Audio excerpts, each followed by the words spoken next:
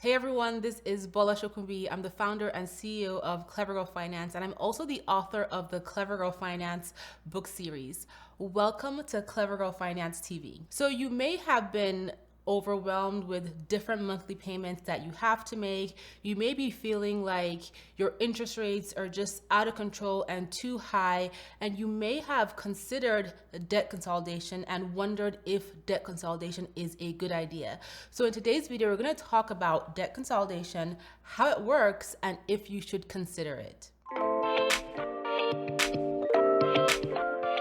Before we get started, I would love for you to hit the like button and subscribe to this channel. Tell all your best girlfriends about Clever Girl Finance if you enjoyed this video, and follow us on Instagram at Clever Girl Finance. Also, stop by clevergirlfinance.com to check out our over 30 plus completely free courses. So first of all, what is debt consolidation and how does it work? So debt consolidation is simply consolidating your payments into a single or as few payments as possible by transferring the debt that you have on various lines of credit into one single place. And you can use debt consolidation for things like student loans, credit card debt, medical debt, and etc. However, one key thing to keep in mind when it comes to debt consolidation is that it does not pay off your debt. You are simply moving your debt from several places into one place. Another question that gets asked often is debt consolidation the same as debt settlement? And the answer is no. So debt settlement is basically when you negotiate agreed upon terms with your lender as to how to pay off a debt or reduce a debt's balance or write off a debt's balance so that, that debt can be dealt with. Whereas again, debt consolidation is essentially moving your debt, right, from multiple places into one single place, or moving a high interest debt into a lower interest option. So does debt consolidation hurt your credit score? And the answer is it can temporarily, especially when you apply for that line of credit where you want to consolidate your debt, and also because it can take some time for the transfer of the debt from where it currently is to your new line of credit to happen, and for the lenders to make those reports to the credit bureaus. And so you might see a temporary dip in your credit when you are pursuing debt consolidation as an option. That said, let's go over some common options that people leverage for debt consolidation. Number one is consolidating with zero or low credit card options.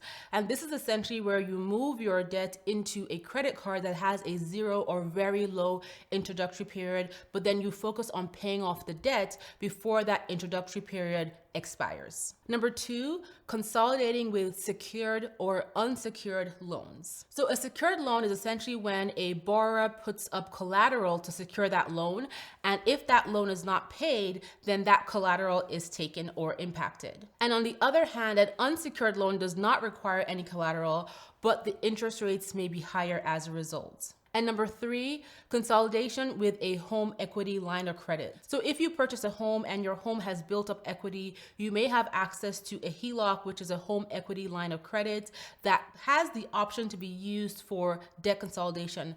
However, keep in mind that if you leverage a HELOC, this is a secured form of debt, and your home is a collateral that is being used to secure that debt. So now that you know how debt consolidation works and the different options to consolidate debt, let's talk about the disadvantages, because it is not always a good idea to consolidate your debt. For example, I'm not a huge fan of using a HELOC for paying off debt because that impacts the equity of your home, and just for a variety of other reasons. So let's get into some of the disadvantages of debt consolidation. So number one, the life of your debt, the life of your loan might be extended. And this is because if you choose to use a loan to consolidate your different debts, what happens is that your lender will put you into a new debt life cycle, right? Extending the timeline of your loan. And essentially it could end up costing you more due to compounding on the debt that you owe. So it's really important that if you're looking at a loan for debt consolidation, that you understand the expenses, the interest rates, and if the life of your loan is going to be extended. Another disadvantage is associated fees. So a lot of times when you're looking at debt consolidation as an option, within the fine print of that consolidation option, there are likely to be associated fees built in. And so it's really important that you read the fine print and you understand understand what the fees are involved to consolidate debt. So whether it's a transfer fee, an account setup fee, or even an early payment or an early payoff fee, you want to make sure that you are aware of what these fees are and really run your numbers to make sure that these fees make sense to you when you consolidate the debt, because sometimes the fees are so high, you might as well just keep your debt where it is and create your debt repayment plan and focus on paying off those different debts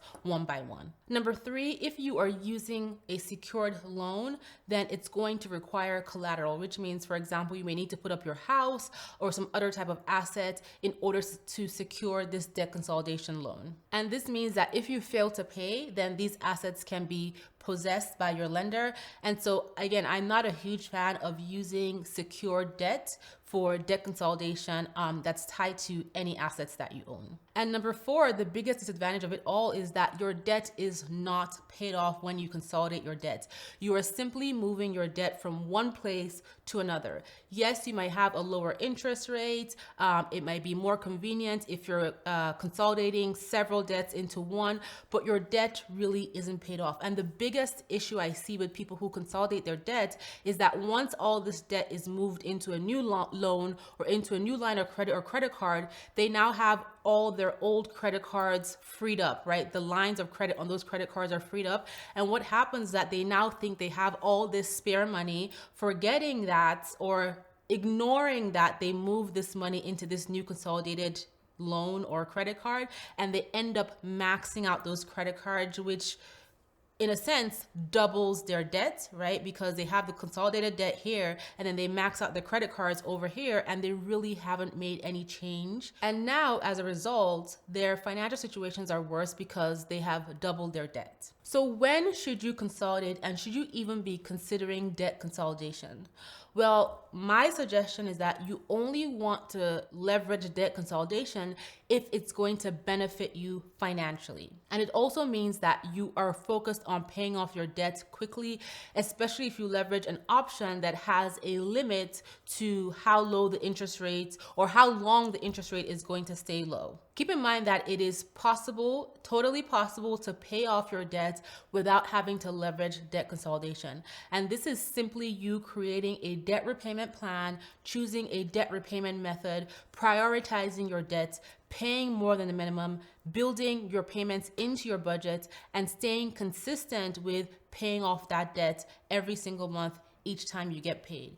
And so debt consolidation is only helpful if you're going to leverage it to your benefit and not put yourself in a position where you are being taken advantage of because you're consolidating your debt. So have you considered debt consolidation, and has it worked for you?